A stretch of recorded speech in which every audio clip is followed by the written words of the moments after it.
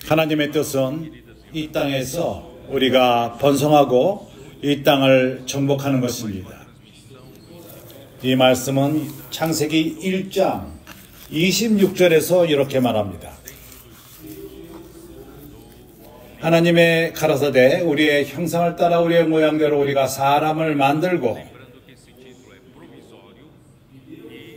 그로 바다의 고기와 공중의 새와 육축과 온 땅과 땅에 기는 모든 것을 다스리게 하자 하시고,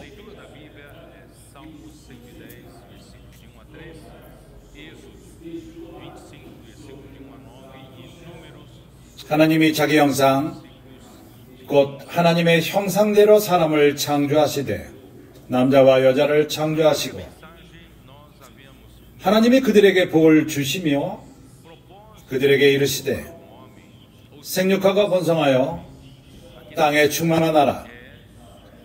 땅을 정복하라. 바다의 고기와 공중의 새와 땅에 움직이는 모든 생물을 다스리라 하시니라.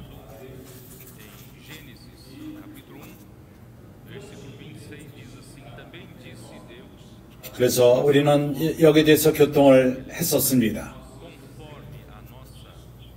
이러한 사람에게 주어진, 이 땅에서 우리 사람에게 주어진 사명은 둘인데, 하나는 생육하고 땅을 다스리는, 하나님을 위해서 다스리는 것입니다. 여기에 대해서 우리는 좀 더 자세히 설명할 시간이 없었기 때문에 어떤 부분에서 분명하지 않을 수가 있었습니다. 내가 떡 5개와 그것은 생명의 번성을 말합니다. 그리고 물고기 2마리, 그리고 그것이 다스리는 것과 관련이 있다고 교통을 했습니다. 하나님이 이 땅에서 그분의 통치를 갖기 위해서, 나라를 갖기 위해서. 그래서 많은 이들이 여기에 대해서 아직 분명하지 않을 수가 있습니다. 그래서 오늘 메시지를 들어가기 전에 여기에 대해서 좀 더 보충 설명을 하기 원합니다. 내가 떡 5개는 식물 생물과 관련이 되어 있습니다. 식물은 생명의 확장을 예표합니다. 그래서 요한복음 12장 24절 우리가 한번 읽어보죠. 하나님의 미리. 요한복음 12장 24절.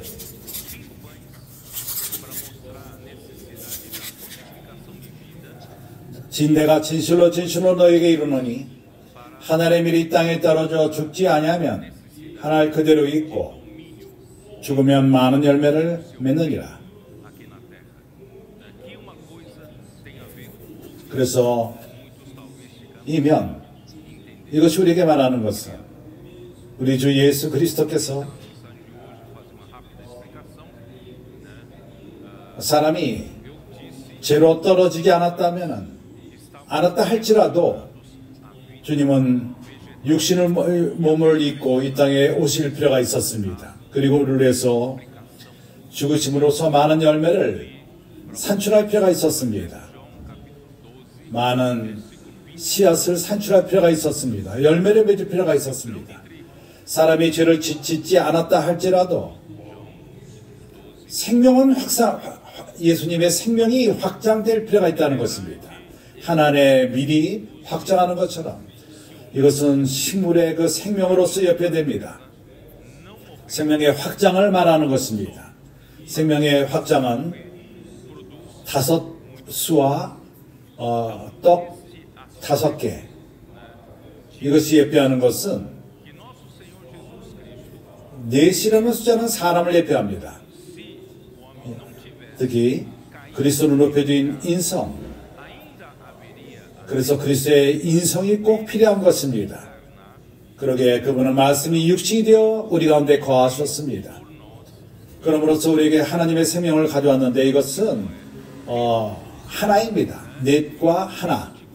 그래서 이 사람을 통해서, 이 예수를 통해서 회복된 그 인류를 통해서 이 5이라는 숫자는 책임을 말하는 것입니다. 생명의 확장엔 책임이 필요합니다. 그래서 우리는 이 복음을 전할 필요가 있는 것입니다. 천국의 복음은 마치 사람들 마음 안에 하나님의 말씀을 심는 것입니다. 그것으로 인해서 확장되는 것. 이것은 우리에게 주어진 책임인 것입니다. 교회에게 주어진 책임인 것입니다. 그렇지 않습니까? 그래서 우리에게 이러한 책임이 있습니다. 이러한 복음을 전하며 어느 날인가 하나님의 생명이 우리 가운데 들어왔습니다. 이 하나님의 생명은 확장하는 생명인 것입니다. 번성하는 생명인 것입니다. 그래서 이 말 생명은 확장되기 원합니다. 씨앗과도 같이 사람들 마음 안에서 확장되기 원합니다. 그래서 우리에게는 이러한 책임이 우리에게 주어졌습니다. 이 복음을 전할 필요가 있는 것입니다. 하나님의 은혜로서 오늘날 교회는 한계를 받지 않습니다.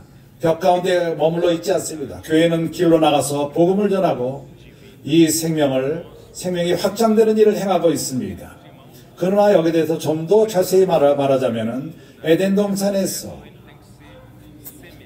내가 이것을 설명할 충분한 시간이 있지는 않았습니다. 에덴 동산에서 하나님이 사람을 창조하시고 그분의 형상과 모양대로 창조했을 적에 이런 사명을 주었습니다.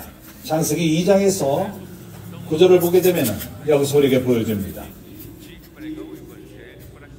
여호와 하나님이 그 땅에서 보기에 아름답고 먹기 좋은 나무가 나게 하시니 동산 가운데에는 생명나무와 선악을 알게 하는 나무도 있더라. 이 면은 매우 중요한 면입니다. 사람이 창조되었습니다. 그 하나님의 형상과 모양대로 창조되었고 사람의 안에 있는 영이신 하나님을 받아들일 수 있는 것입니다. 여기 에덴 동산 중간에 주어진 생명나무는 하나님을 대표합니다. 우리 하나님은 그분의 신성한 생명을 사람에게 주기를 원하십니다. 사람은 또한 창조되었을 적에 하나님의 생명을 받을 수 있도록 사람 안에 영이 있고 모든 피조물 가운데서 하나님을 영접할 수 있는 그러한 존재는 사람일 뿐인 것입니다. 하나님의 호흡으로 말미암아 사람은 창조되었습니다. 사람의 코 안에 아담의 그 진흙으로 빚어진 코 안에 하나님의 호흡이 들어왔을 적에 사람은 혼이 되었고 사람 안에 영이 창조된 것입니다. 그래서 하나님이 사람을 창조한 목적은 사람이 하나님의 생명을 받고 생명나무를 통해서 받는 것입니다. 에덴 동산에 그것이 나무가 있었습니다. 이러한 하나님의 생명이 사람들 마음 안에 심겨질 적에 사람의 마음은 땅입니다. 땅으로 옆에됩니다. 이 땅은 산출하기 위함인 것입니다. 생육하고 번성하고 이 씨앗이 번성되고 자라는 그런 목적이 있습니다. 그래서 이 하나님의 생명이 이 땅에서 사람이 번식하고 이 하나님의 생명이 또한 확장됐을 것입니다. 온 땅에 치어짐으로써 땅을 정복했을 것입니다. 이것이 하나님의 본래 하나님의 뜻인 것입니다. 두 번째로서 많은 사람들이 이해를 못했을 것입니다. 왜 두 물고기가 다스림과 왕국과 관련이 되어 있는가, 천국과 관련이 되어 있는가, 하나님 나라와 관련되어 있는가. 두 물고기는 동물입니다. 동물은 성경에서 구속과 관련이 되어 있습니다.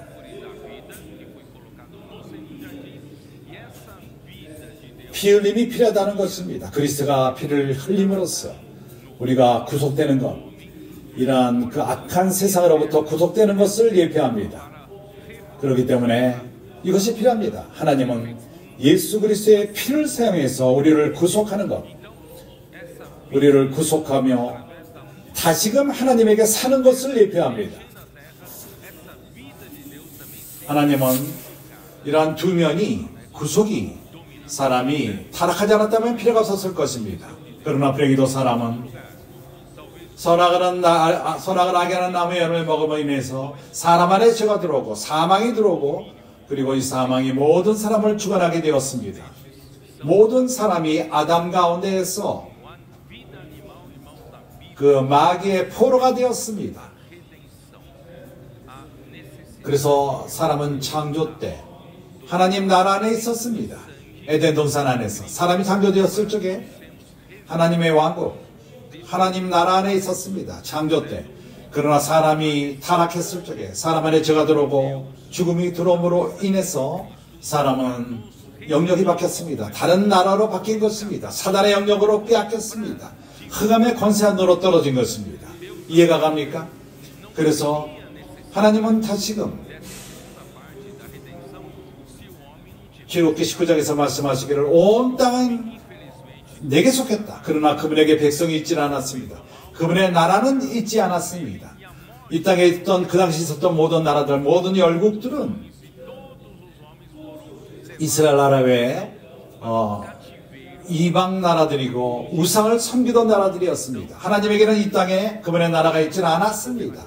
하나님의 갈망은 이 땅에 그분의 나라를 갖는 것이며 이것을 위해서 무엇이 필요하죠? 사람을 먼저 구속할 필요가 있습니다. 사단의 권세 밑에 있는 사람들을 구속할 필요가 있었습니다. 세상 밑에 있는 사람들을 구출할 필요가 있었습니다. 어떻게 하나님이 그 일을 행하셨죠? 하나님은 아브라함을 통해서 한 백성을 산출하셨습니다. 그러나 이 백성은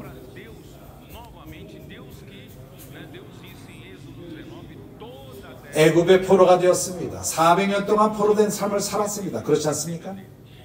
그래서 그분은 이 땅에서 그분의 나라를 갖기를 원했고 하나님이 다스리는 나라, 그러나 이 백성이 있지 않았습니다. 그때 이 백성은 아브라함과 이삭과 야곱을 통해서 준비되었고 이 세상에 있습니다. 그것은 바로 밑에 애굽 밑에 있었던 사단을 대표하는 이 세상 임금인 것입니다. 하나님은 백성이 있지 않고 나라가 있지 않았지만 하나님이 어떻게만 했죠? 하나님은 이 백성을 구출할 필요가 있었습니다. 그렇지 않습니까? 이런 나라, 다스림, 그 밑으로부터 구속할 필요가 있었습니다. 구출할 필요가 있었습니다. 왜냐하면 백성이 다른 나라, 다른 그 하나님 적의 나라 밑에 있었기 때문에, 그렇기 때문에 구속이 필요한 것입니다. 조심해 들으십시오. 어떻게 애굽에서 백성들을 구출하셨죠? 그런 네 가지 재앙을 베풀므로써 애굽 땅에서 그러한 기적을 일으키시고 초자연적인 일들을 일으키심으로써 그러한 9가지 재앙이 있었지만은 그 백성을 끄집어내지 못하셨습니다. 10번째 재앙이 무엇이죠? 그거는 장자를 죽이는 것입니다.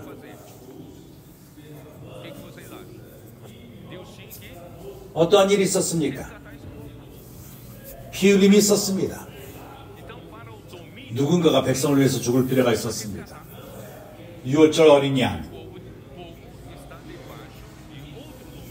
구원하기 위해서, 백성을 구출하기 위해서 죽으신 것입니다. 이러한 6월절 어린 양은 그리스도를 예표합니다. 그분은 십자가에 죽으시고 그분의 피를 흘리시고 우리를 구속하기 위함인 것입니다. 세상으로부터 우리를 구출하기 위함인 것입니다.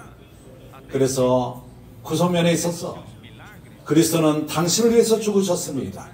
우리를 죄 사함하셨을 뿐만 아니라, 그렇습니다. 그것은 기본적인 것입니다. 우리를 의롭다 하기 위해서.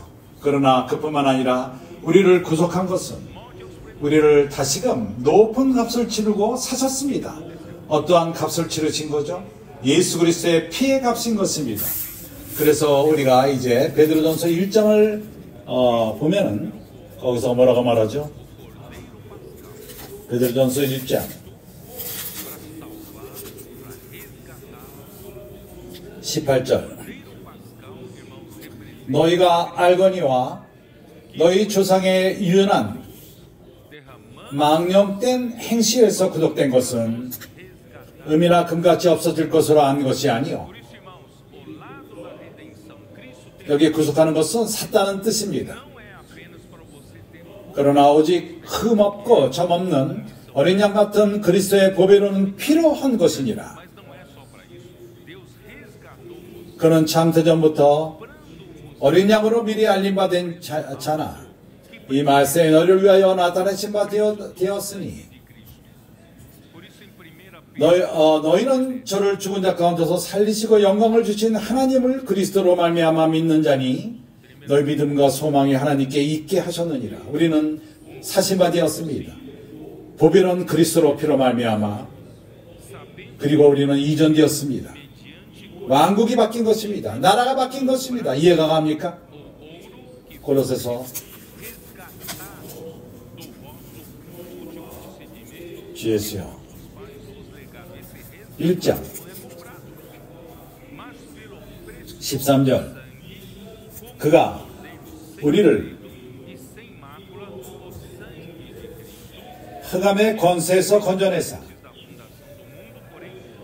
그의 사랑의 아들의 나라로 옮기셨으니 그 아들 안에서 우리가 구속 곧 제사함을 얻었도다. 여기 구속 그것은 당신을 한 나라에서 하나님의 사랑의 아들의 나라로 옮기는 것을 말합니다. 이해가 갑니까?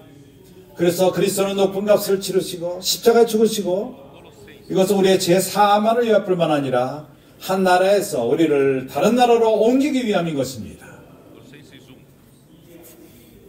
계시록 5장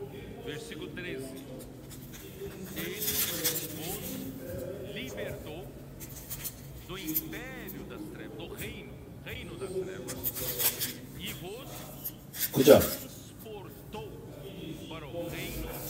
새 노래를 노래하여 가로되 책을 가지시고 그 인봉을 띠시기에 합당하시도다.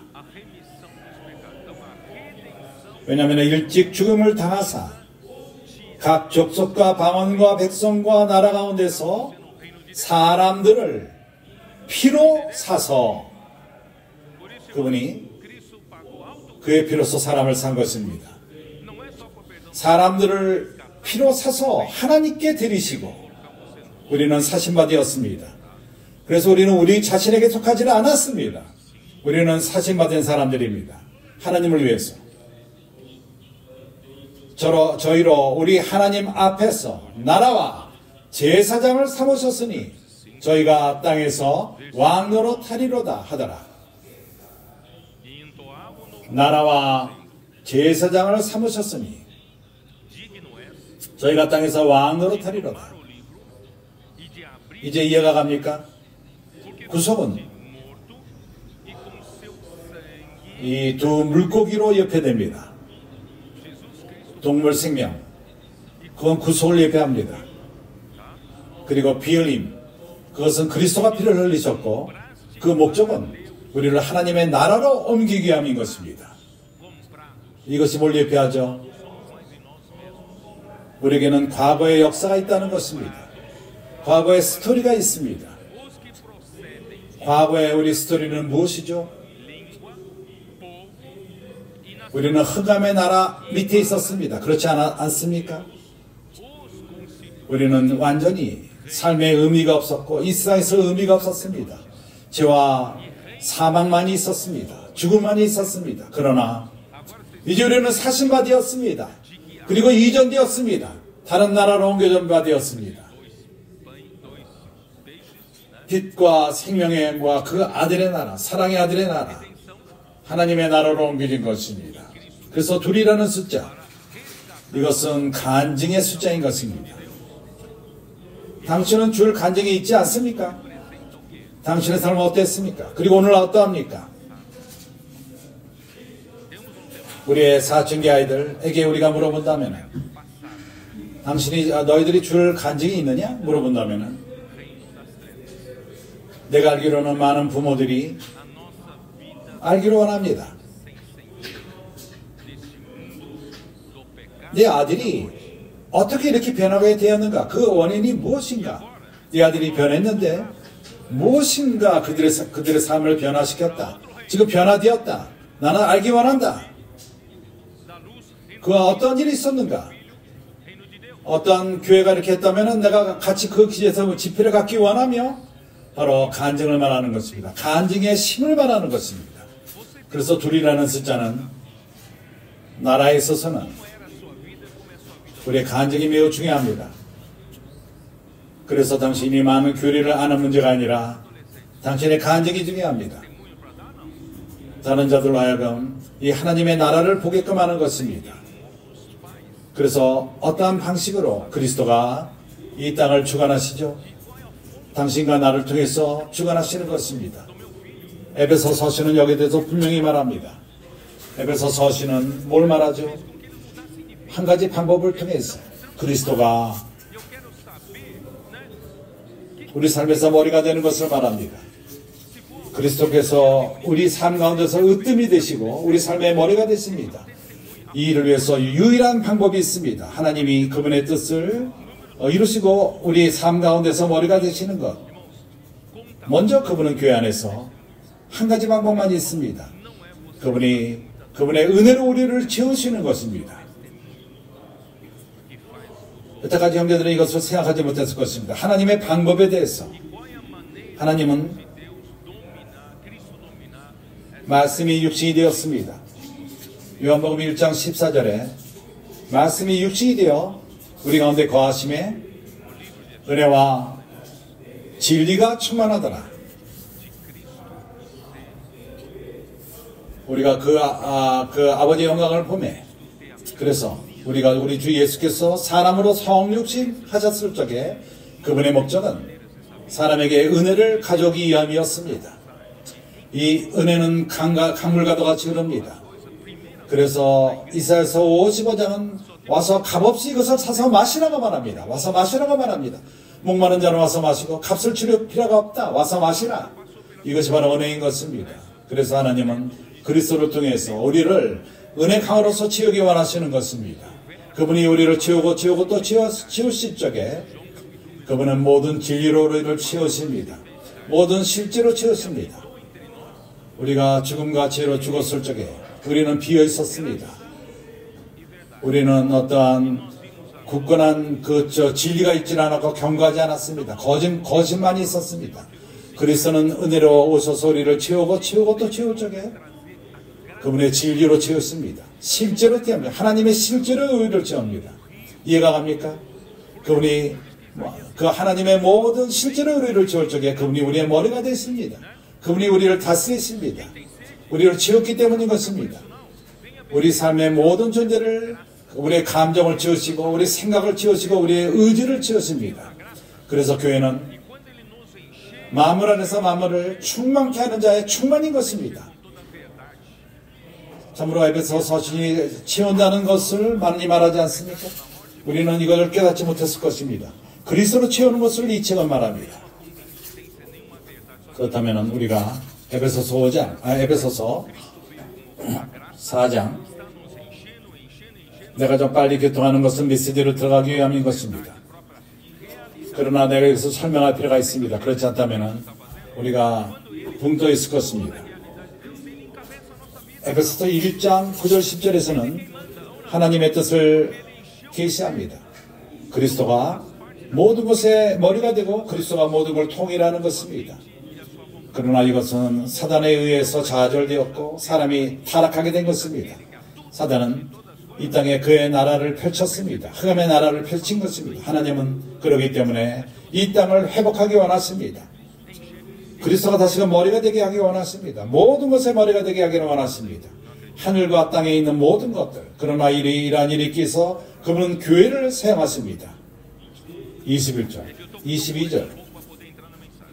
또 만물을 그 발 아래 복종하게 하시고 그를 만물 위에 교회의 머리로 주셨느니라. 이 구절 이해했습니까? 그래서 그리스도는 하나님의 갈망은 그리스도가 모든 것의 머리가 되시는 것이다. 모든 것의 머리가 되시는 것입니다. 그러나 이러한 일이 있기 위해서 하나님은 그리스도를 먼저 교회에게 주셨습니다. 그래서 먼저 필요한 것은 교회를 채우시는 것입니다. 은혜로 채우는 것입니다. 그리스도 자신으로 채우는 것입니다. 진리가 온전히 이루어질 때까지, 실제가 온전히 이루어질 때까지. 그래서 그분은 교회를 먼저 채우시기 원하십니다. 어디까지 채우는 것이죠? 교회가 그의 충만이 될 때까지. 충만이 무엇인지 압니까? 충만이라는 것은 아주 꼭대기까지 머리까지 꽉꽉 차는 것을 말합니다. 그 하나님은 당신과 나를 지우기 원하십니다. 그리스도의 몸의 지체로서 충만한 데까지 지우기 원하십니다. 그럴 적에 교회는 마음을 안에서 마음을 충만케 하는 자의 충만이 됩니다.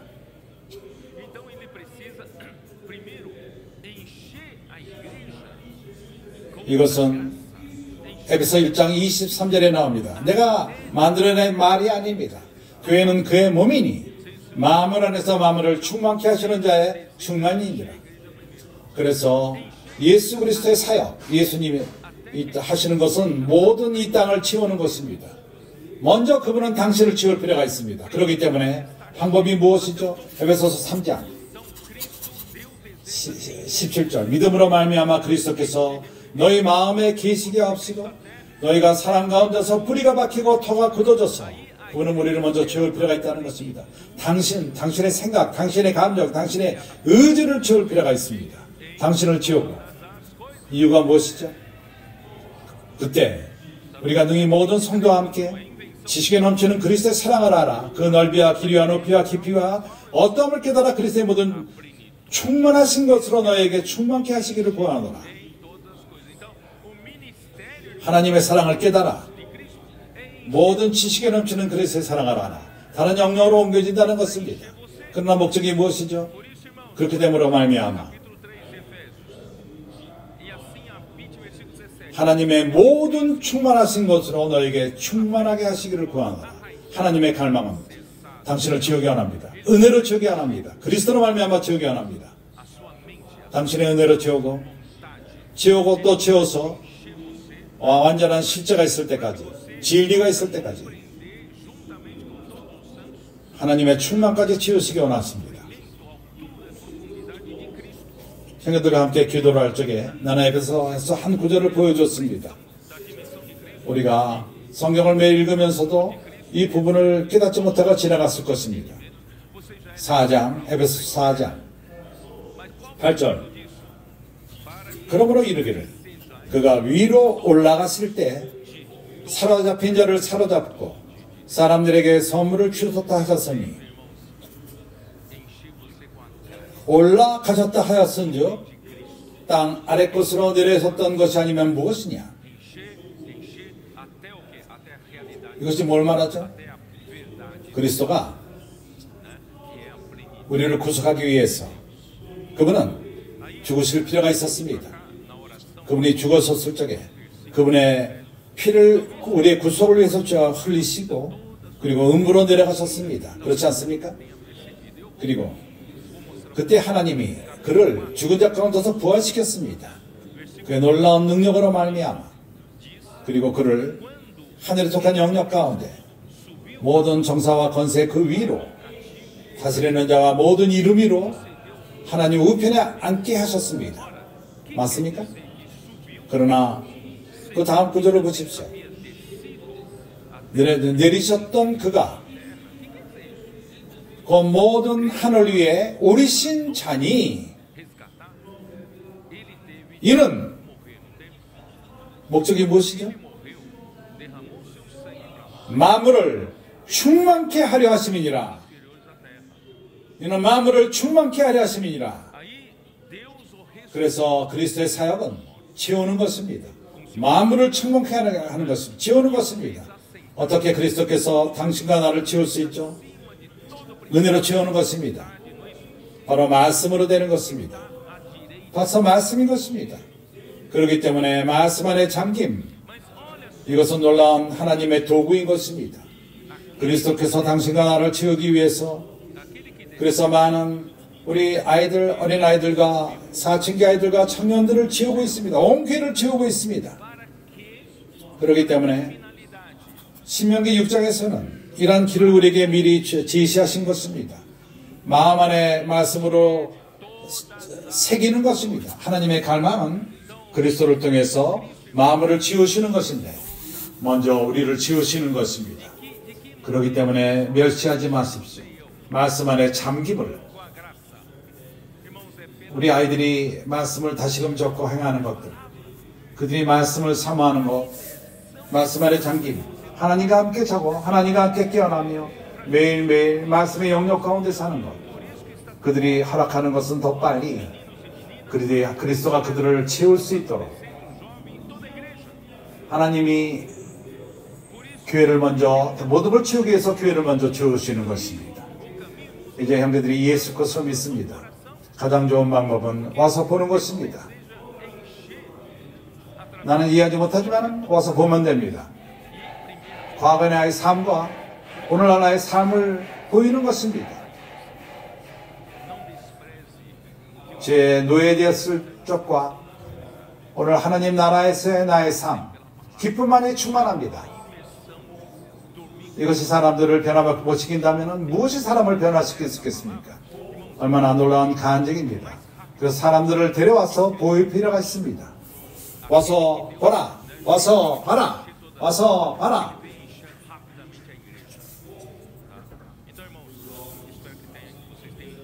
이제 나는 메시지로 들어갈 필요가 있습니다. 사실을 말하자면 연속입니다. 나는 빨리 이제 어떠한 일이 일어났는가? 우리 사춘기 아이들과 저 청년들과 그 어린아이들과 어떤 일이 일어났는가?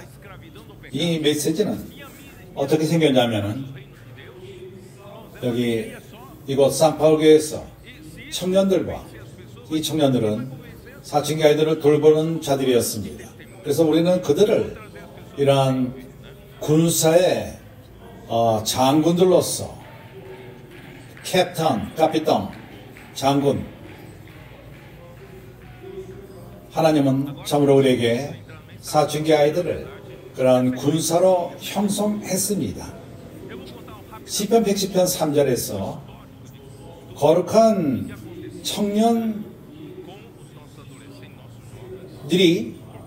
군사로 형성된다는 말씀이 있습니다. 사실 하나님은 이러한 일을 오늘 우리 가운데 실행하고 있습니다. 마지막 청년 집회에서 하나님은 이러한 군대를 우리에게 이미 준비했다는 것을 보여주었습니다. 그리고 마지막 세대 우리 청년들의 그 집회에서 그들은 이해했습니다. 그들이 온전케 됨으로 인해서 이러한 군대를 이끄는 장교들이 될 필요가 있다. 아이들을 돕고 그러한 군대 장교들이 될 필요가 있다. 장군들이 될 필요가 있다. 그렇게 함으로써 하나님에게 드리는, 하나님이 다시금 이 땅에 그분의 나라를 가져오기 위해서 이를 위해서 군대가 있는 것입니다. 나라를 위해 싸우는 군대가 필요한 것입니다.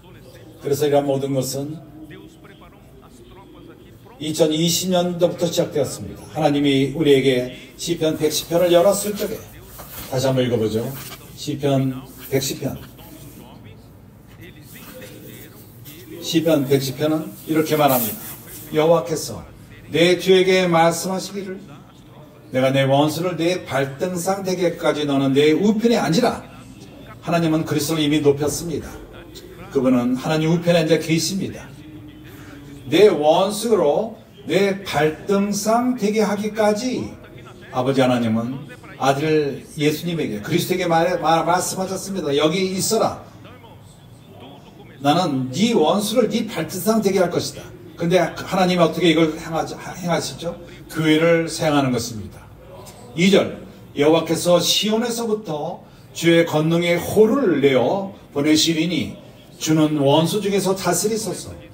어디서 주의 권능의 홀이 나오죠? 그리스도가 주관하기 위해서 그것은 시온으로 나옵니다. 시온이 무엇입니까? 시온은 교회의 강한 부분인 것입니다. 그것은 시온은 다윗의 강한 성을 예표하는 것입니다. 다윗의 나라를 지키는, 나라를 위해서 싸우는 그러한 성. 하나님에게 교회가 있습니다. 그분의 교회가 있습니다. 많은 지체들이 있습니다. 온 세상에 흩어져 있습니다. 그러나 모든 지체들이 시온에서 왕국을 위해 싸우는 자들은 아닙니다. 그래서 하나님은 한 그룹의 사람들이 끼어서 이 왕국을 위해 싸우는 사람들이 필요합니다. 우리는 이러한 자들을 시온이라고 부릅니다. 나라를 위해 싸우는 자들. 시온으로부터 주의 권능이 홀이 나와서 그리스도가 모든 걸 다스리게 됩니다. 그러나 이러한 일이 어떻게 일어나죠? 3절 주의 권능의 날에 주의 백성이 거룩한 옷을 입고 즐거이 헌신하니 새벽 이슬 같은 주의 청년들이 주께 나오는도다.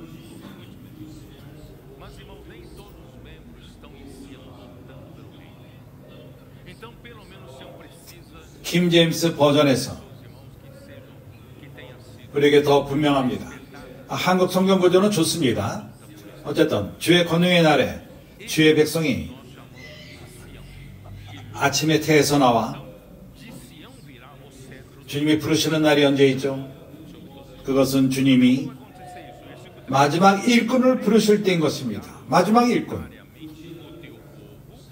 주님은 이제 이 세상을 끝내기 원하십니다. 더 이상 기다릴 수가 없습니다. 그분은 끝내기 원하십니다. 그리고 그리스도의 나라를 이 땅에 가져오기를 원하십니다. 그렇기 때문에 그분에게 무엇이 필요하죠? 그분은 교회가 깨기를 원하십니다. 하나님의 은혜로서 교회가 깨었습니다. 그래서 하나님의 백성이 거룩한 옷을 입고 즐거이 헌신하기 시작합니다. 그러나 거룩한 산에 새벽에 이슬 같은 많은 주의 청년들이 나온다고 말합니다. 누가 이것을 말했죠? 아버지가 아들에게 말하는 것입니다. 아버지가 아들에게 약속하는 것입니다. 아들에게 나라를 주기 위해서. 이것은 시편 2편에 나옵니다. 이것을 봤습니다. 2편에서 말하기를 아들아 내게 구하라. 내가 나라를 기업으로 너에게 줄 것이다. 기업으로 너에게 줄 것이다. 나에게 기도한다면 내가 너에게 주리라. 그리고 아들은 기도했을 것입니다. 그래서 내가 너에게 그 시온 산에서 시온 나라의 산에서 시온이 준비될 것이고 그때 형제들이 교회가 즐거이 헌신합니다. 그뿐만 아니라 이제 선물을 또 하나 줄 것이다. 덤으로 선물 줄 것이다. 많은 청년들이 사춘기 아이들이 어린아이들이 아무도 없는 데서 아침 이슬이 새벽에 생긴 것과 같이 새벽에 이슬이 나는 것. 새벽은 동이 트는 것을 말합니다. 그리스도 오심을 말하는 것입니다. 오시고 있습니다. 주님은 이미 오시고 계십니다. 내일이 올 것입니다. 그래서 많은 사람들은 이 아침을 깨닫지 못합니다. 그러나 우리는 선자의 말씀이 있기 때문에 우리를 경고합니다. 지금 시작되었습니다. 그래서 이러한 청년들이 이슬과도 같이 하늘로부터 떨어집니다. 아버지가 주시는 것입니다. 이 땅에 갑자기 우리 청년들이 우리 사춘기 아이들과 어린 아이들이 이 세상을 살아가지 않고 그들이 아침 이슬과도 같이 떨어집니다. 그리고 주님에게 헌신합니다. 그들이 하나님 말씀을 사랑하고 말씀 안에 잠기고 말씀을 받아들이고 쓰고 그리고 사춘기 집에서 참으로 빨리 움직이고 있습니다. 이것은 아버지 하나님께서 아들 예수에게 주신 선물인 것입니다. 물리를 말할 적에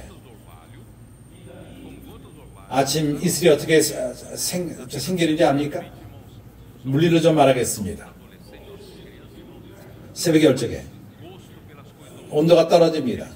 일반적으로 많이 온도가 떨어집니다. 특히 광야에서 낮에는 매우 덥고 50도까지 올라갑니다. 그러나 저녁은 매우 춥습니다.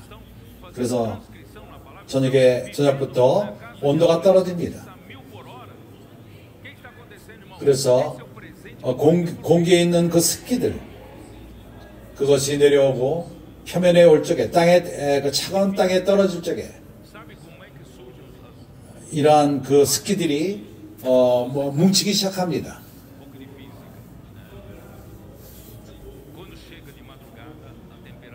차 안에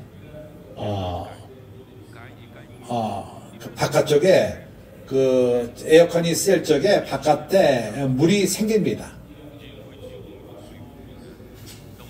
차가운데 어떠한 습기를 접하게 되면은 거기서부터 물이 뭉칩니다.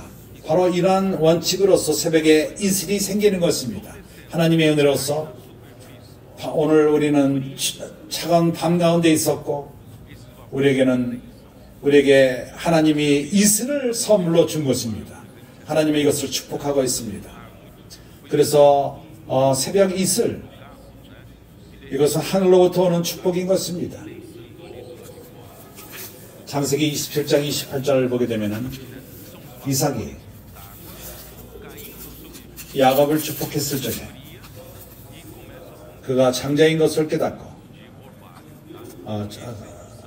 속임을 당했습니다. 그리고 27장 28절 그의 복, 거기에는 이슬이 포함되어 있습니다. 28절 하나님은 하늘의 이슬과 땅의 기름짐이며 풍성한 곡식과 포도주로 내게 주시기를 원하더라.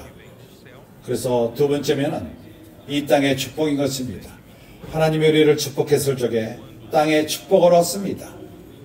그러나 이슬은 하늘의 축복인 것입니다.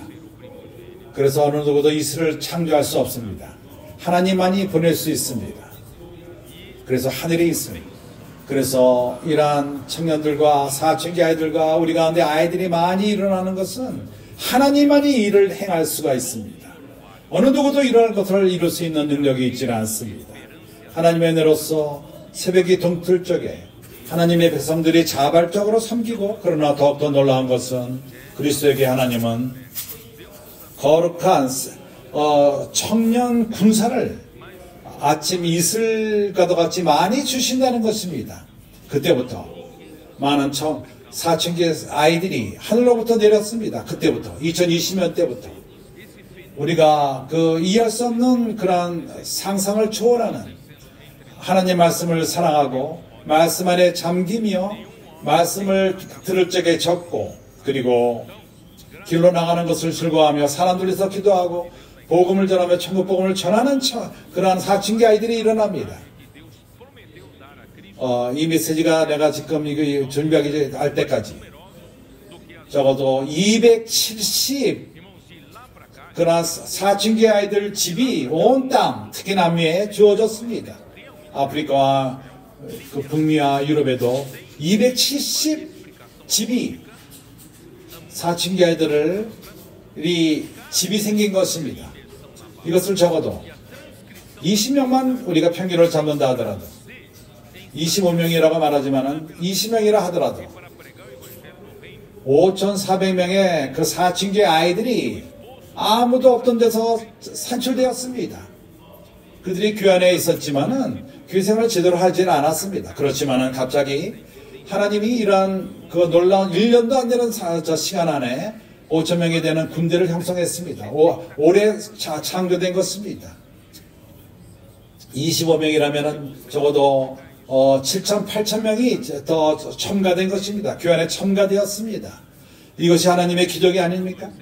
그렇기 때문에 우리가 깨닫기로는 이것은 아버지 하나님께서 아들에게 하신 약속에 대한 증거입니다.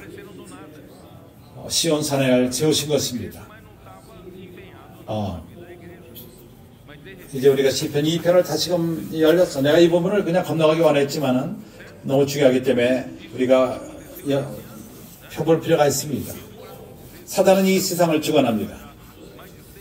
이 세상 나라들을 주관합니다. 열국들을 주관합니다. 그리고 그의 의도는 모든 이 세상 나라들을 하나님에게 반역하는 것입니다. 기름 부은 자 그리스도에게 반역하는 것입니다. 그래서 1절에서 말하기를 어찌하여 열방이 분노하며, 여기 열방, 이방인 나라들을 말하는 것입니다. 분노하며 민족들이 허사를 경영하는고, 세상의 군왕들이 나서며 관원들이 서로 꾀하여 여호와와 그 기름 받은 자를 대적하며, 우리가 그 맨 것을 끊고 그 결박을 벗어버리자 하도다. 이 세상 나라들은 사도들에게 영향을 받고 하나님과 관계를 끊기 원합니다. 하나님으로부터 자유하기 원합니다. 하나님과의 관계를 완전히 끊어버리기 원합니다. 하나님과의 관계를 완전히 끊어버리고 자기 뜻대로 행하기 원합니다. 이것이 바로 이스라엘 나라들이 가는 방향지시인 것입니다. 방향들인 것입니다. 4절에 말합니다. 하늘에 계신 자가 웃으시며 주께서 저희를 비웃으시리로다. 그때 분을 발하여 진노하사 저희를 놀래어 이르시기를 내가 나의 왕을 나 하나님 아버지 하나님이 나의 왕을 내 거룩한 산 시온에 세웠다 하시리로다. 그의 아들 그리스도를 왕으로 세웠다는 것입니다. 루시퍼는 자기인 줄 알았습니다. 그가 피조물 가운데 가장 능력이 많았고 아름답고 능력이 많았습니다. 그래서 그는 생각하기를 나야 나 생각을 했습니다. 그러나 그게 아닌 걸 깨달았을 적에 그는 하나님을 반역한 것입니다. 나의 왕을 내 거룩한 산 시온에 세웠다 하리로다. 내가 영을 전하노라. 여호와께서 내게 이르기를 너는 네 아들이라. 오늘날 내가 너를 낳았도다. 여기 보여주는 것은 그 아들이 성육신하고 인간의 몸을 입고 오셨다는 것입니다. 그가 죽으시고 부활한 다음에 이제 우리 사람 가운데 맏아들이 되었습니다. 내가 지금 이 구절을 말하기 원합니다. 내게 구하라. 내가 열방을 유업으로 줄이니 내 소유가 땅 끝까지 이르리로다. 아버지 하나님께서 아들에게 말합니다. 내게 구하라. 구하면은 그때 아버지는 주었습니다. 아들은 구했을 것입니다. 그래서 내가 철장으로 너희를 깨트리며 질그릇같이 부수리로다 하시도다. 이것이 뭘 의미하죠? 아버지는 아들에게 말했고 아들은 기도를 했고 오늘날 하나님은 아들에게 이 군사를 주신 것입니다.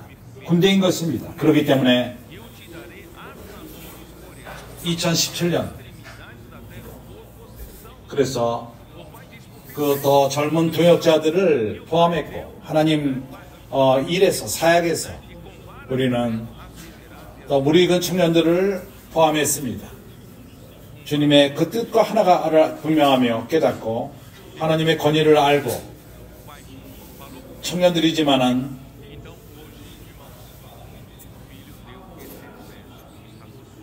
앞에 있는 형제들을 반역하는 그걸 키지 않는 자들, 그런 물은 자들을 말하는 것입니다. 그렇기 때문에 그래서 우리는 그들을 다윗의 군사들이라고 부릅니다. 그래서 하나님은 이러한 군사를 군대를 형성하시고 그리스도가 왕이 됐습니다. 그래서 아까 읽은 것처럼 그 홀이 시온으로부터 나옵니다. 다윗이 그의 왕국을 이루시고 역대하 11장 10절 역대하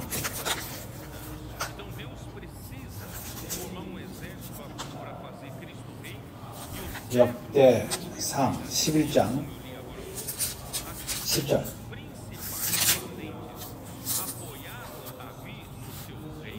다윗에게 있는 용사의 두목은 이러하니라.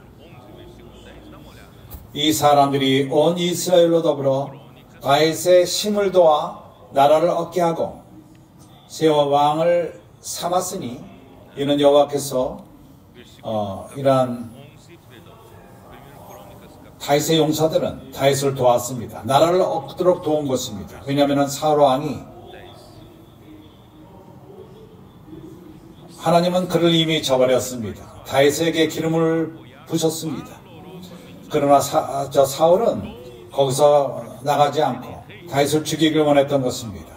그래서 어떠하든 간에 다윗은 그의 나라를 얻을 필요가 있었습니다. 다윗은 그리스도로 옆에 됩니다. 이때 하나님은 다윗의 용서를 다윗에게 주었습니다. 다윗을 왕으로 삼게 한 것입니다. 그래서 오늘날 다윗의 용서가 필요합니다. 그리스도가 왕이 되게끔 할 필요가 있습니다. 이러한 흑암의 나라 가운데에서 흑암이 주관하는 이 세상, 이 가운데에서 우리는 그리스도가 이 땅에서 머리가 되게끔 할 필요가 있습니다. 이 세상에서 하나님 나라를 가져올 필요가 있습니다. 누가 이런 일을 해야 할 것입니까? 이를 위해서 누가 헌신할 것입니까? 이것은 먼저 다윗의 용사들이 합니다. 그래서 이러한 더 용감한 청년들을, 무리군 청년들을 포함했고,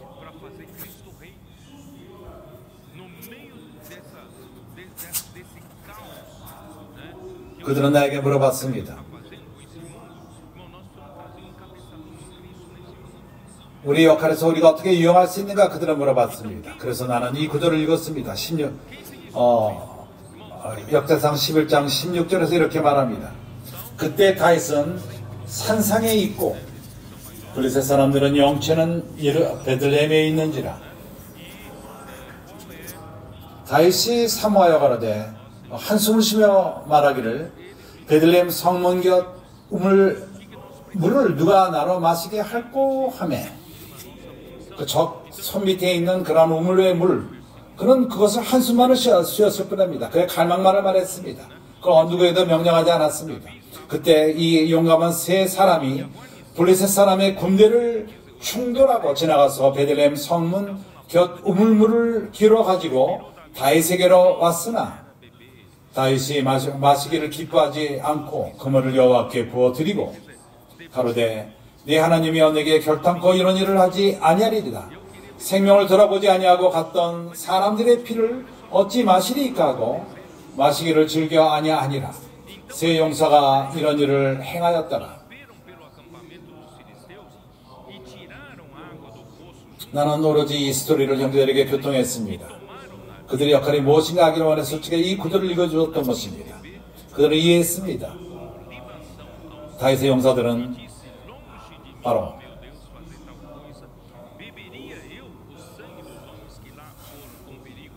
다윗과 하나가 될 필요가 있었습니다. 다윗이 한숨만 쉬더라도 두 번 생각하지 않고 그들은 그 뜻을 이루기 위해서 다윗 왕을 기쁘게 하기 위해서 바로 우리 주 예수 그리스도를 예표합니다. 여기 다윗은. 그래서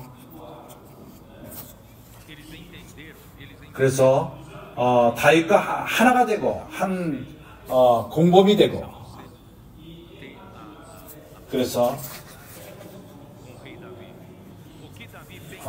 역대상 12장 1절 2절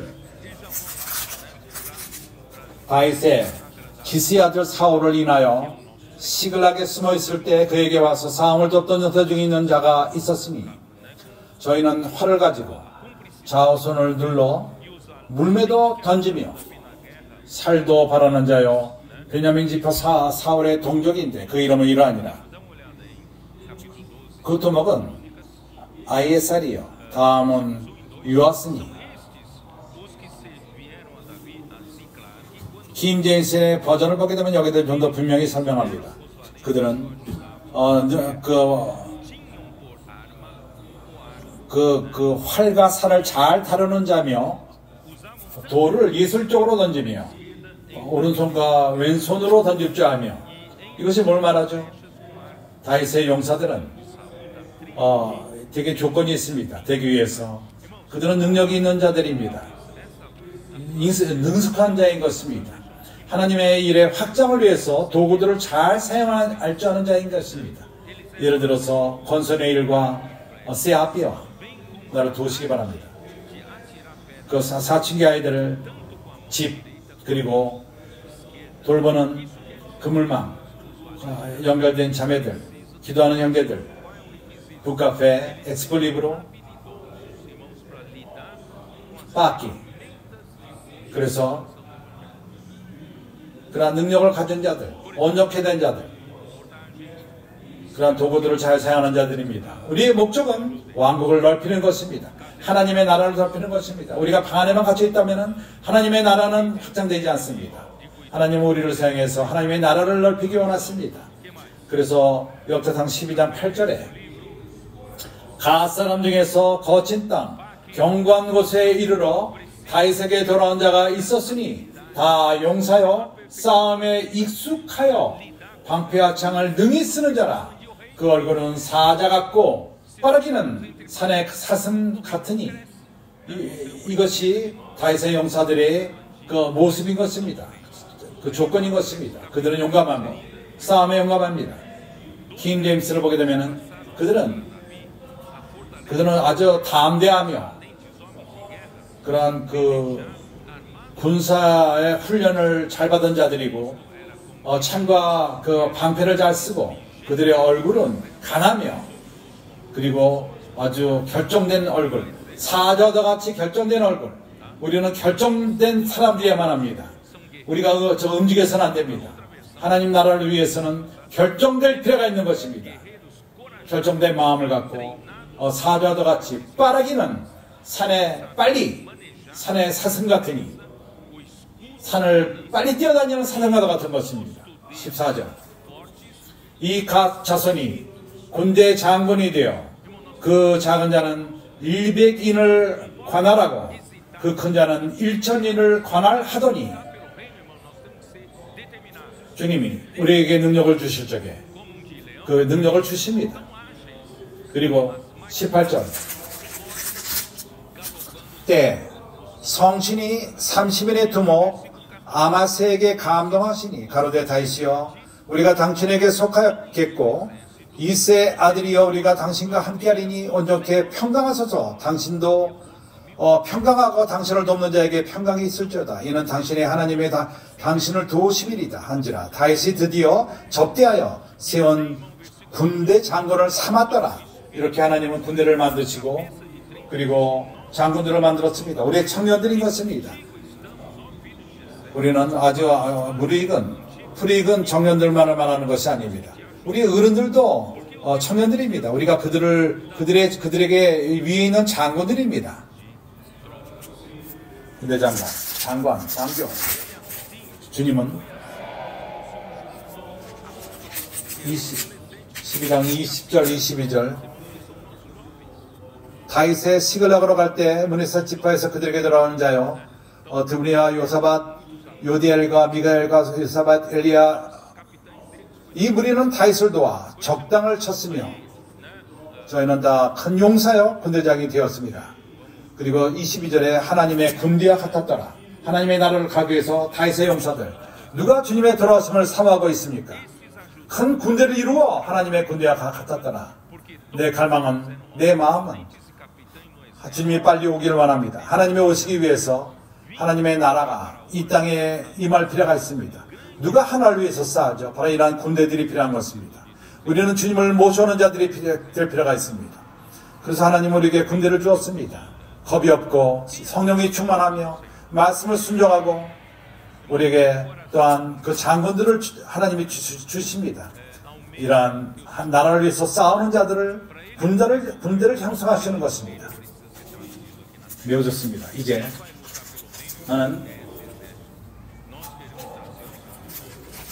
이제 우리는 민수기 1장으로 갑시다.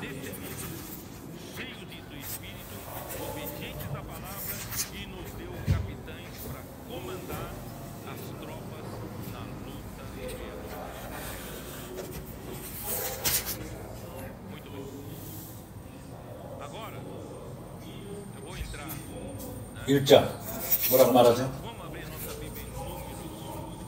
이스라엘 자손이 애굽 땅에서 나온 후 제2년 2월 1일에 여호와께서 시내 광야 해막에서 모세에게 일러 가라사대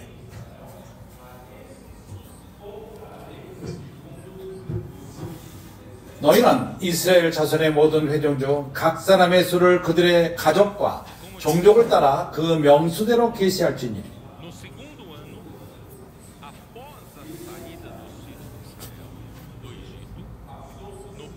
각 남자의 수를 그들의 가족과 종족을 따라 그 명수대로 계수할지니라.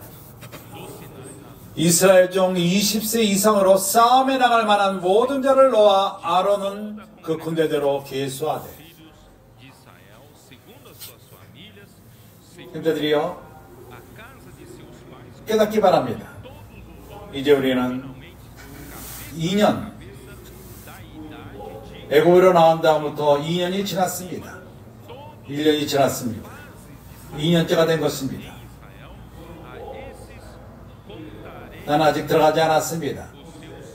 나는 여기 군대면을 말하는 것입니다. 나는 확장면 성막에 대해서는 아직 교통하지 않았습니다. 여기서 교통할 것입니다. 성막은 좀 이따 볼 것입니다. 이 성막은 그 건축될 필요가 있고 설계되고 그러나 이것은 첫 번째 날에 되는 것입니다. 시내산에 가서 모세가 시내산에 올라갔습니다. 그리고 하나님으로부터 십계명을 받았습니다. 율법을 받았습니다. 성막의 그 견본을 받은 것입니다. 어떻게 그 성막을 져야 되는지. 그리고 그 1년 첫 번째 날 남은 날들은 능력 있는 사람들, 남자들, 그러한 그 뭔가 능력이 많고 그 성막 안에 쓰는 기구들을 가구를 만들고 기구들을 만들고 언약궤 그리고 등들을 만들고 그릇들을 만들고 천들을 짜고 술을 놓고 능력 있는 자들을 말하는 것입니다. 할 줄 아는 사람들. 누가 이런 사람들입니까? 그래서 장군들은 군대 장군일 뿐만 아니라 성막을 세우는 데 있어서도 당신은 능력 있는 이러한 자들이 될 필요가 있습니다. 한면으로 우리는 왕국을 위해 싸우고 긍정적인 면에 있어서 우리는 교회를 건축하는 것입니다. 이해가 갑니까? 우리는 성막을 건축하고 그러나 적은 이것을 원하지 않습니다. 그래서 방해를 합니다. 싸우자고 합니다. 그렇기 때문에 군대가 필요한 것입니다. 군대는 이것을 위해 싸우는 것입니다. 이해가 갑니까? 그래서 그 시간적인 면을 볼 적에 성막은 먼저 애굽으로 나오자 첫 해이란 이상과 명령이 주어졌고 첫 번째 날에 끝났습니다.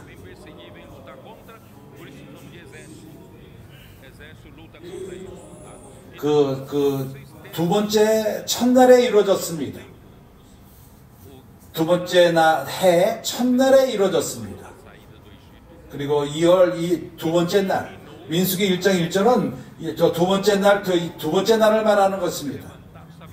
두 번째 날, 첫 번째 날은 성막이 이루어졌고 그리고 한 달이 지난 다음에 2월 제2년 2월 첫 번째 날이 아니라 두 번째 달 2월 1일에 하나님은 모세 아론에게 계수를 하라고 명령하셨습니다.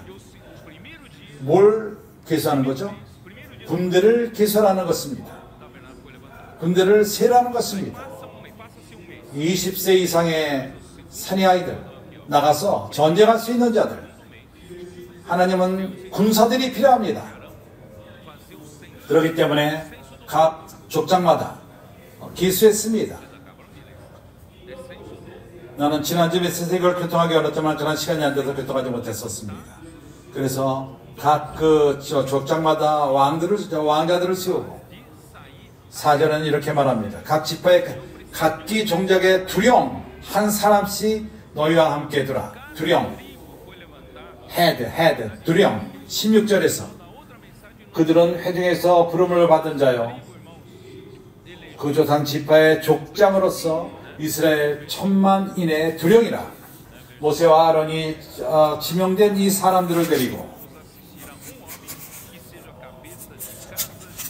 그들을 합쳐서 계수를 했습니다. 그 2월 2일에 온 회중을 모으니 그들이 각자 가족과 종족을 따라 20 이상으로 그 명수의 의지대로 계통을 말하며 루벤은 20절에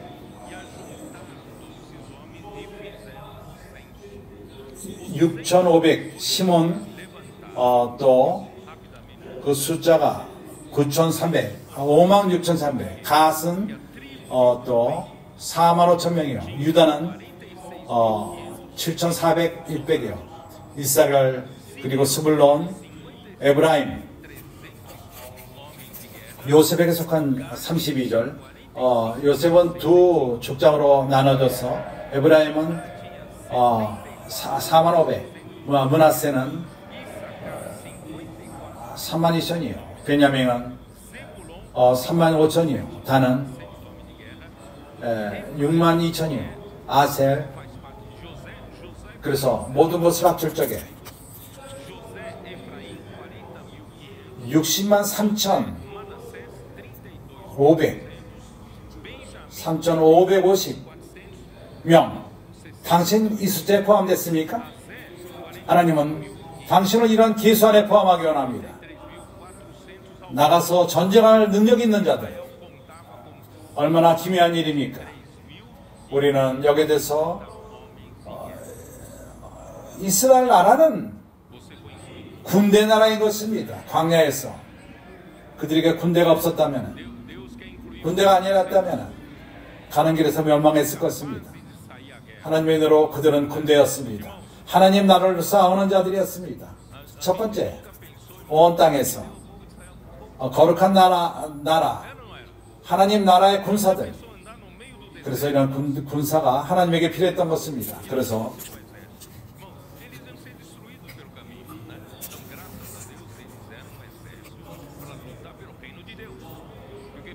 여기 요셉이 왜 두 지파가 있었죠? 그 이스라엘 나라가 12지파가 아닙니까? 두 배 축복. 왜냐하면 레위가 여기 12에 참석되지 않았습니다. 왜냐하면 레윗이 하나님은 레윗을 하나님을 섬기기 위해서 구분했던 것입니다. 하나님 집을 섬기고 그들은 전쟁에 나가지 않고 다른 일을 행합니다. 그들은 오로지 제사장 나라요 하나님을 섬기기 위한 그러한 일을 하는 것이었습니다. 그렇기 때문에 요셉이 두 지파, 그가 다 신실했기 때문에 므낫세와 에브라임의 두 지파가 가졌던 것입니다. 참가될 말입니다. 그래서 형제들이 분명히 보기 위해서 이제 민수기 2장 1절은 말합니다. 여호와께서 모세와 아론을 일러 가라사대 이스라엘 자손은 각각 그 기와 그 종족의 기호 곁에 진을 치되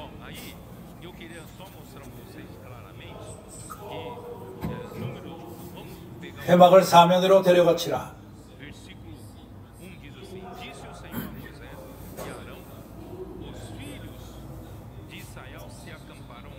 이해했는지 모르겠습니다. 모두가 회막을 중심으로 진을 친 것입니다. 그들 모두가 그의 그 진 앞이 성막을 바라본 것입니다. 그래서 12지파 모두가 그러한 그 성막이 중심인 것입니다. 회막은 하나님이 사람과 함께 거하는 장소를 예표합니다. 그들의 중심은 하나님의 거처인 것입니다. 그들은 이걸 중심으로 살고 있습니다. 이것을 중심으로 진을 쳤습니다. 12지파가 진을 친 것은 군대 진을 친 것입니다. 그들은 군대들입니다. 그들은 방어합니다. 하나님 나라를 방어하는 것입니다. 오늘날도 마찬가지입니다. 오늘날 이스라엘 나라는 군사적으로 매우 강합니다. 그들 모두가 모든 시민이 한 군사들입니다. 그들이 다른 직업을 가졌다 할지라도 그들 머리 안에 그 새겨진 것은 그들이 먼저 이스라엘의 군대라는 것을 그게 새겨졌습니다. 하나님의 영적인 나라인 우리들도 마찬가지입니다. 우리 모두는 군사들입니다. 우리가 진을 칠 적에 군사적으로 진을 칩니다. 군대로서 진을 칩니다. 우리가 성막의 유익을, 하나님의 유익을 바라보며 우리가 적을 바라볼 적에 그러한 적의 공격이 밖으로 옵니다. 그리고 그때 우리는 하나님의 유익을 위해 살고 있습니다. 이러한 일이 하나님이 우리에게 요구하는 것입니다. 그래서 여기 동방 세 지파가 있습니다. 유다와 겟과 그 다음에 그 다른 쪽 스불론과 남쪽은 또 다른 세 지파가 있습니다. 이것은 행진하는 모습인 것입니다. 그 순서대로 되어 있습니다. 그리고 에브라임과 므낫세와 벤자민이 있고 북쪽에 단과 납달리가 있습니다. 그들이 이러한 행진으로 전진합니다. 먼저 세 지파가 있고 두 번째가 또 세 지파가 있고 생막 안에는 네 지파가 있고 또 세 번째는 또 세 지파가 있습니다. 네 번째 또 있습니다. 그들이 이런 방식으로 군대로서 행진합니다. 우리는 한면으로 교회를 건축하고 있습니다. 또 한면으로는 우리가 군사로 전진하는 것입니다. 주 예수여. 그렇기 때문에 여기서 영적 원칙을 우리가 배울 수 있습니다. 하나님의 백성은 하나입니다. 이것을 나눌 수가 없습니다. 지파로 나눌 수가 없습니다. 그리고 각 지파가 자기 스스로의 방향 제시가 있지 않습니다. 모든 지파가 한 방향 제시가 있고 한 성막각을 중심으로 머물고 있습니다. 우리에게는 나눠서 갈 수가 없습니다. 스스로의 방향 제시가 있지 않습니다. 무엇인가 스스로 혼자 할 수 있다고 생각해서는 안 됩니다. 우리는 한 군사를 이룰 뿐입니다. 모든 군사가 성전을 바라보고 있고 그리고 성막은 하나님이 사랑과 한가에 거하는 거처입니다. 모든 지파들이 교회 건축을 위해 살고 있고 그것은 그 성막을 바라보고 있고 또한 군사로서 싸우며 하나님의 땅을 이 땅에 가져오는 것입니다. 그렇기 때문에 지난주에서 나는 확장하는 것 그것은 성막을 짓는 것이요 그리고 다스리는 것은 군사의 모습인 것입니다. 그래서 성막이 세워지는 것은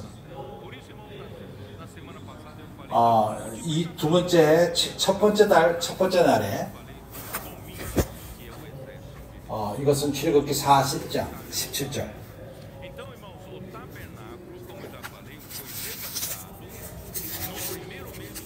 16절은 말합니다.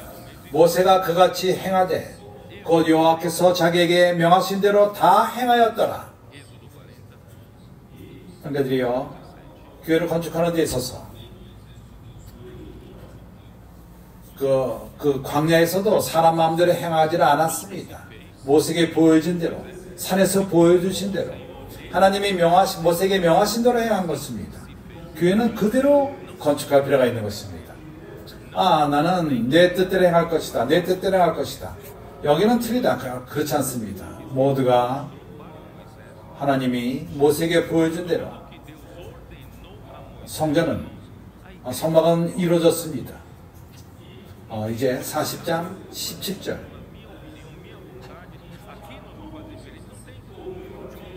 제2년 정월 곧 그달 초일일에 성막을 세우니라. 그래서 성막은 계시되었고 첫 번째 해에 계시되었습니다. 그리고 두 번째 해에 첫째 날에 이미 성막이 세워졌습니다. 주 예수여. 어떤 일이 있었죠? 그리고 34절 40장 34절 그 후에 구름이 회막을 덮고 여호와의 영광이 성막에 충만하매 모세가 회막에 들어갈 수 없었으니 이는 구름이 회막 안에 덮이고 여호와의 영광이 성막에 충만함이었다으며 구름이 성막 위에서 떠오를 때에는 이스라엘 자손이 그 모든 행하는 길에 앞으로 발행하였고 구름이 떠오르지 않을 때에는 떠오르는 날까지 발행하지 아니하였으며 낮에는 여호와의 구름이 성막에 있고 밤에는 불이 그 구름 가운데에 있었음을 이스라엘의 온 족속이 그 모든 행하는 길에서 친히 보았더라. 그렇기 때문에 그들이요 우리에게는 한 방향제시만이 있습니다. 한 성막만이 있습니다. 구름이 모든 걸 인도합니다. 사람이 하는 것이 모세가 하는 것이 아닙니다. 모세가 저 구름과 주님이 명령을 줍니다. 방향제시를 합니다. 12지파는 바로 이러한 명령을 쫓을 뿐입니다. 구름이 일어난다면 성막은 갑니다. 그럴 때 모두가 움직입니다. 구름이 앉는다면은 모두가 이제 천막을 칩니다. 머뭅니다. 모두가 멈춥니다. 우리의 방향제시는 구름이 주는 것입니다. 주님이 주시는 것입니다. 그렇기 때문에 나는 민수기 9장을 사용해서 형제들에게 보여줬습니다. 백성들은 행전할 적에 구름이 일어날 적에 행전하고 하나님이 명령할 적에 모세를 통해서 합니다. 그리고 구름이 멈출 적에 모두가 멈춥니다. 모든 12지파가 같은 방향제시 하나님의 명령을 쫓는 것입니다. 이것이 우리를 보호하는 것입니다. 12지파가 이 길을 쫓는 것입니다. 그때 성막은 이어졌고 첫 번째 날에 세워졌고, 그리고 두 번째 달에 그 계수를 하게 되었습니다. 그리고 하나님의 군사가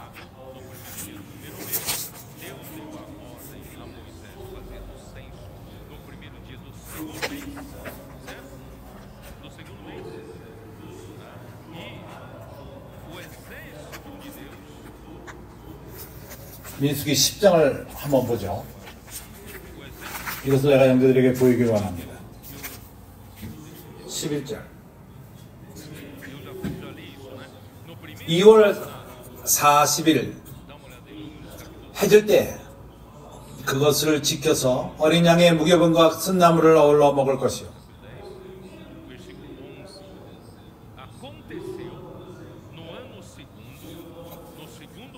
그리고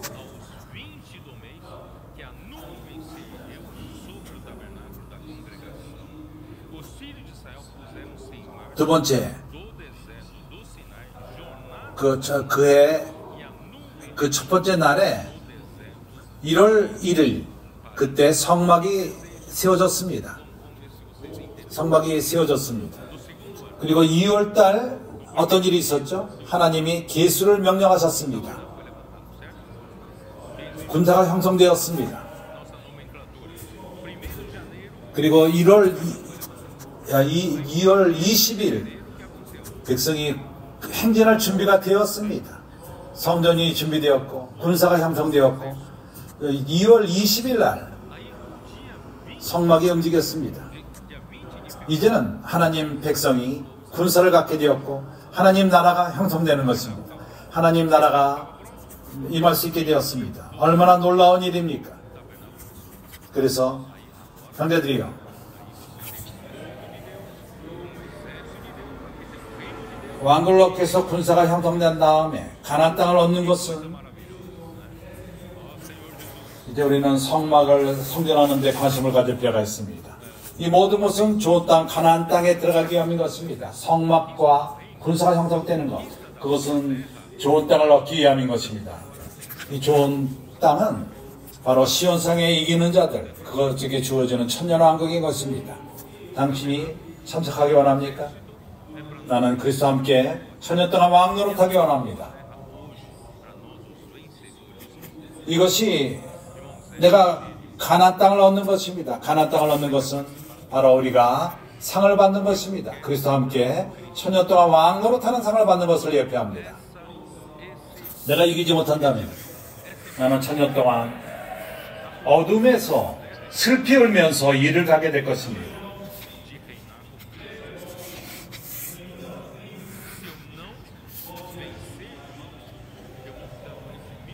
그러므로 사춘기 아들과 같이 주님 말씀을 사모하지 않고 내 시간을 없애고 천년 동안 그러기 때문에 이렇게 울면서 무리를 필요가 있게 된 것입니다. 그렇지만은 상관없습니다. 새하늘과 새 땅에는 다 들어가게 될 것입니다. 그렇지만 나는 좋은 땅에 들어가기를 원합니다. 그렇기 때문에 형제들이요, 기억하시기 바랍니다. 어떤 족장부터 지파도 스스로 행할 수가 없습니다. 주어지는 방향제시, 광야에서 그러했습니다. 같은 행진을 했습니다.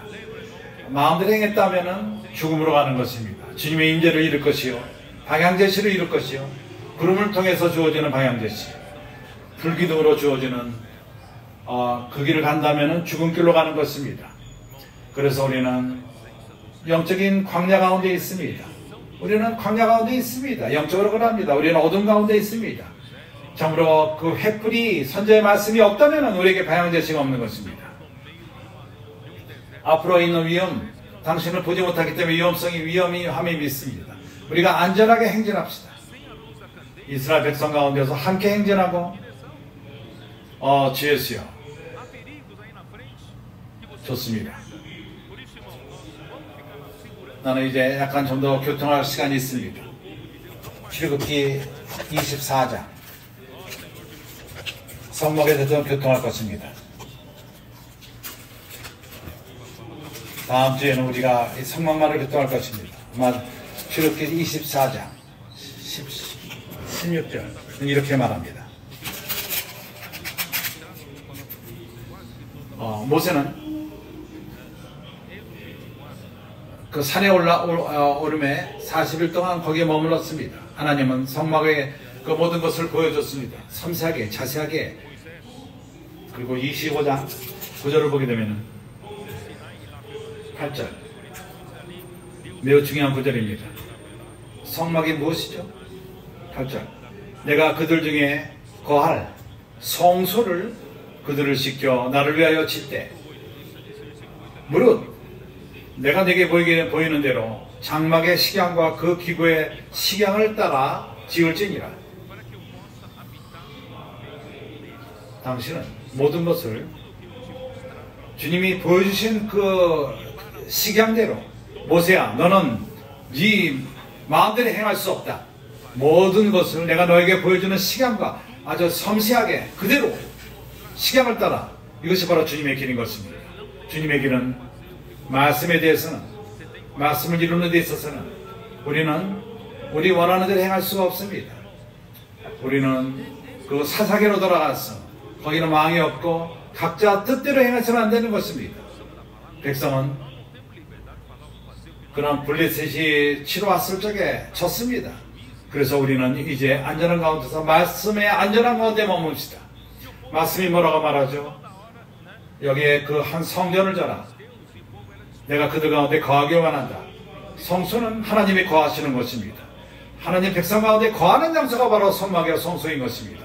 그렇기 때문에 에베소 2장 마지막에 하나님이 뭘 하길 원하시죠?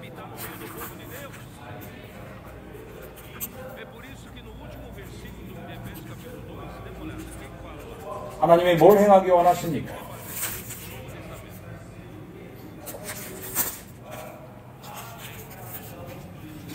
20절은 말합니다.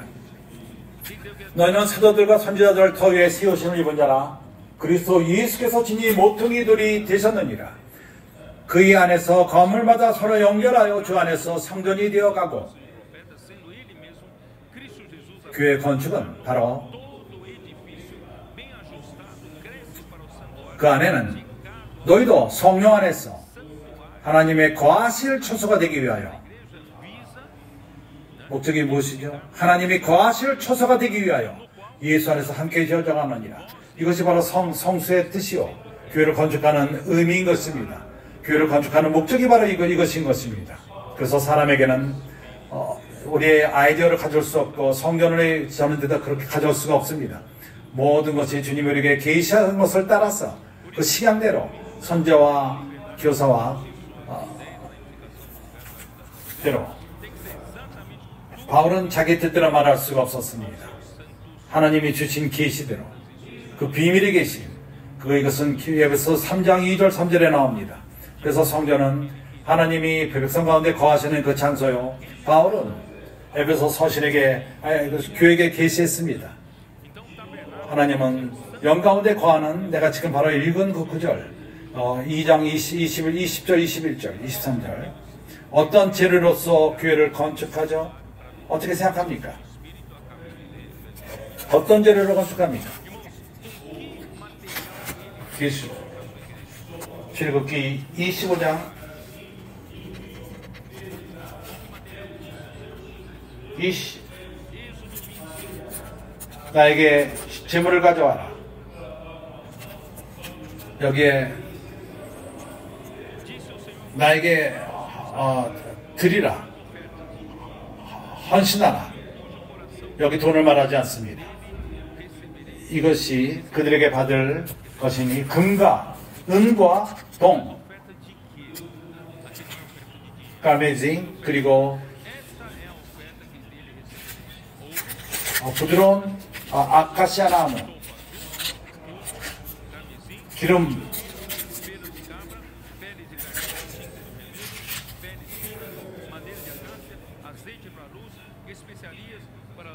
뭘 행하기 위함이죠? 이러한 재료들은 성전을 건축하는 재료들인 것입니다. 출애굽기 25장 1절 2절서부터 6절까지 오늘날 이러한 재료들이 누구죠? 바로 당신인 것입니다. 나인 것입니다. 우리가 주님에게 역사함을 받을 필요가 있습니다. 그래서 주님은 당신이 재물을 가져오기 원합니다. 누가 그 성전을 건축하기 위해서 재료를 가져올 것입니까? 당신이 헌신할 때 당신 자신이 이러한 재료가 되는 것입니다. 그렇기 때문에 형제들이요, 로마서 12장에서 말합니다. 12장 1절에서 뭐라고 말하죠? 그러므로 형제들아, 내가 하나님의 모든 자비하심으로 너희를 권하노니 너희 몸을 하나님이 기뻐하시는 거룩한 사안제사로 드리라. 이는 너희의 드릴 합당한 봉산이라. 너희 몸을 하나님이 기뻐하시는 거룩한 사안제사를 드리라. 이는 너희의 가장 합당한 봉산이라. 1절, 그러므로 형제들아, 내가 하나님의 모든 자비하심으로 너희를 권하노니 너희 몸을 하나님이 기뻐하시는 거룩한 사안제사로 드리라. 이는 너희의 가장 합당한 봉산이라. 우리 몸을 주님을 섬기기 위해서 드리는 것입니다. 그렇습니다. 하나님을 섬기기 위해서 변화를 받을 필요가 있습니다. 온전히 될 필요가 있습니다. 우리의 처연적인 것이 우리 가운데서 나가고 하나님의 성분이 우리 안에 들어오는 것입니다. 시간이 지나면 지날수록 우리는 건축하는 데 합당한 재료들이 됩니다. 분명하지 않습니까? 그렇기 때문에 당신이 바로 건축 재료인 것입니다. 재물을 가져오라고 말할 적에는 당신 자신을 가져오는 것입니다. 주님에게 헌신하지 않겠습니까? 갑자기 당신은 집에서 가만히 머물고 있다. 여기 사춘기 아이들이 생겼습니다. 사춘기 아이들은 많이 먹습니다. 그렇지 않습니까? 닐로 형제요. 아이들은 너무나도 많이 먹습니다. 그래서 닐로가 와서 집에서 안락함에서 나와서 그들을 위해서 음식을 준비하고 그들에게 음식을 준비할 필요가 있었습니다.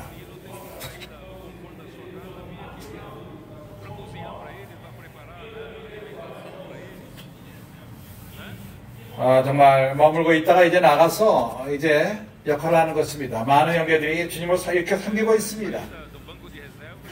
각자가 능력이 있고 받은 할 줄 아는 것들이 있습니다. 기능들이 있습니다. 하나님은 이 모든 걸 사용하기 원합니다. 그래서 우리는 섬기기 원하며 우리는 이런 하나님을 섬기기 위한 재료들입니다. 내가 오늘 여기서 많이 교통하지 않겠습니다. 그러나 중요한 것은 건축을 되는 재료들은 바로 우리 자신들인 것입니다. 그리고 내가 또 말하기 원하는 것은, 그리고 그 인력은 누굽니까? 무엇입니까? 출애굽기 28장 3절.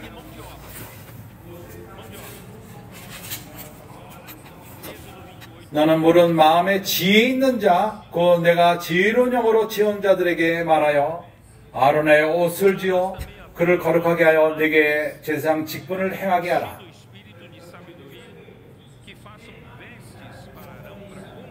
주님은 건축 재료가 필요하고 또 그것을 다룰 줄 아는 사람들이 필요합니다. 그렇게 지혜로운 자, 능력 있는 자들. 그래서 내가 장군들을 말하는 것입니다. 이러한 장군들은 군사들을 잘 다룰 뿐만 아니라 그 능력을 갖고 지혜를 갖고 교회를 건축하는 데 또한 유용할 필요가 있습니다. 우리 모두는 건축 재료가 될 필요가 있고 건축하기 위해서, 그뿐만 아니라 또한 우리는 건축 재료를 다룰 줄 아는 자들이 되어야만 합니다. 건축을 위해서, 교회를 건축하기 위해서는 그것은 쉽지가 않습니다. 지혜가 필요합니다. 은혜가 필요합니다. 그렇지 않습니까? 우리 처연적인 망치로 섬기는 문제가 아닙니다. 하나님 우리를 온전케 하고 우리에게는 지혜가 필요하며 은사들이 필요합니다. 어떠한 그 예술이 필요합니다. 아르티피스, 뭔가를 할 특별한 탤런트가 필요합니다. 금과 은과 동을 어떻게 누가 다룰 줄 압니까? 누가 돌을 다룰 줄 아며 그 돌을 갖고 그거를 가꿉니까? 그리고 천을 누가 짤 줄 압니까? 누가 술을 넣을 줄 압니까? 그러한 모든 일들, 그리고 또 나무를 다룰 줄 알고 그 나무를 짜고 성막을 짓고, 하나님의 이러한 능력, 능한 자들을 필요로 하십니다. 당신을 필요로 합니다. 그렇기 때문에, 그러나 처연적인 당신의 능력을 말하는 것이 아닙니다. 모세와도 같이 그는 교육을 받았습니다. 애굽의 모든 교육을 받았습니다. 그는 말도 잘했습니다. 이것은 사도행전 7장에 나옵니다. 모세는 능력이 많았습니다. 그 당시에 가장 좋은 대학을 받은 자인 것입니다. 애굽의 교육을 받은 것입니다. 그래서 그는 40살 때 그런 모든 불의에서 하나님의 백성을 끄집어내기 원했습니다. 그러나 그는 도저히 애굽 사람을 죽이고 도주할 필요가 있었습니다. 40년 동안 역할을 하지 못했습니다. 오로지 소만을 키우고 양을 키우고 그 자기의 장인을 위해서 그랬던 것입니다. 미디안. 그래서 출애굽기 3장에서 그를 불렀습니다. 그를 불렀을 적에 그가 뭘 봤죠? 그런 그 가시떨기에 불이 붙는 걸 봤습니다. 그러나 가시떨기는 불이 타지 않았습니다. 이것이 뭘 예표하죠? 하나님은 그를 사용하기 원했다는 것입니다.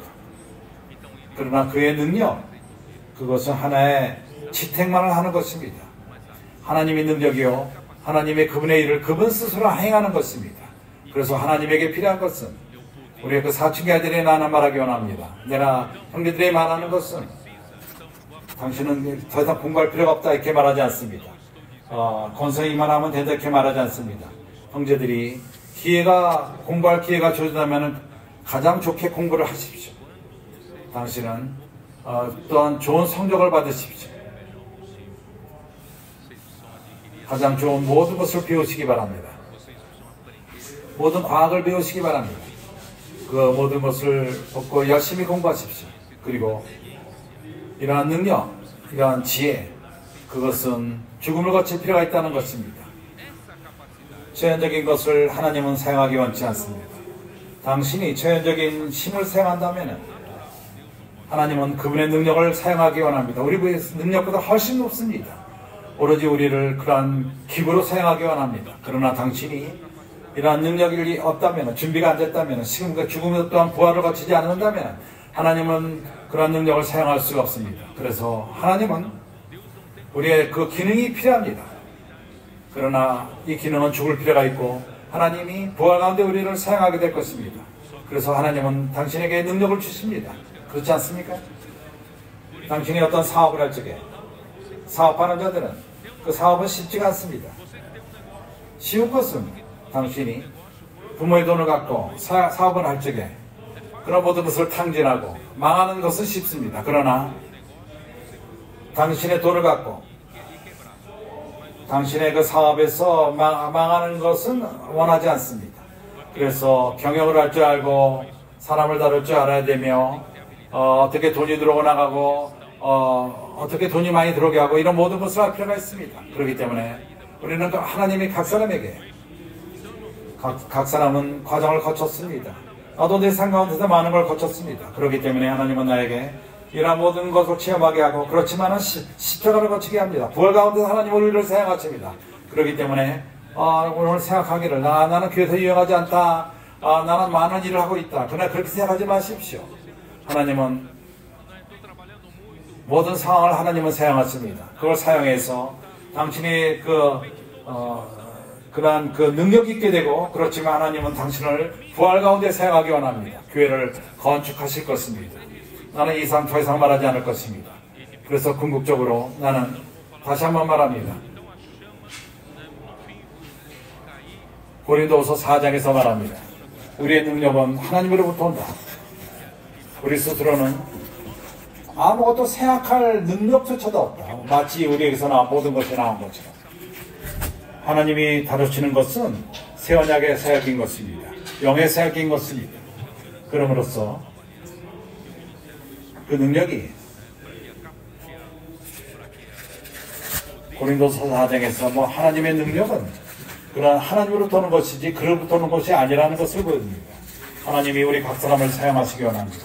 우리 능력을 사용하시고 죽음과 부활을 거쳐서 하나님이 교회 건축을 위해서 우리 모두를 사용하기 원합니다. 하나님이 이렇게 그 능력 있는 자를 원하십니다. 죽음과 부활을 거친 능력. 하나님은 또한 당신을 건축 재료로 사용하기 원합니다. 나는 고린도서 3장을 읽을 시간이 없었습니다. 하나님은 하나님의 교회 전을 건축하기 위해서 금과 은과 보석을 사용했습니다. 나무와 불과 집을 사용하지 않습니다. 하나님은 당신 안에 역사하기 원하며 모든 체험적인 것을 끄집어내고 없애시고 그럼으로써 당신이 건축하는 데 좋은 재료가 되어서 당신은 지혜로운 자, 능력 있는 자, 그렇게 함으로 인해서 하나님의 전을 건축하기 원합니다. 주의 전을 건축하는 것이 쉽지가 않습니다. 많은 하나님의 지혜가 필요합니다. 그리고 많은 하나님이 우리에게 주시는 능력이 필요합니다. 궁극적으로 이제 우리는 하나님을 위한 하나님이 거하시는 성전, 하나님이 영 가운데 거하시는 장소를 건축하게 될 것입니다. 아멘. 바로 이것입니다. 예수는 주이십니다. 아멘.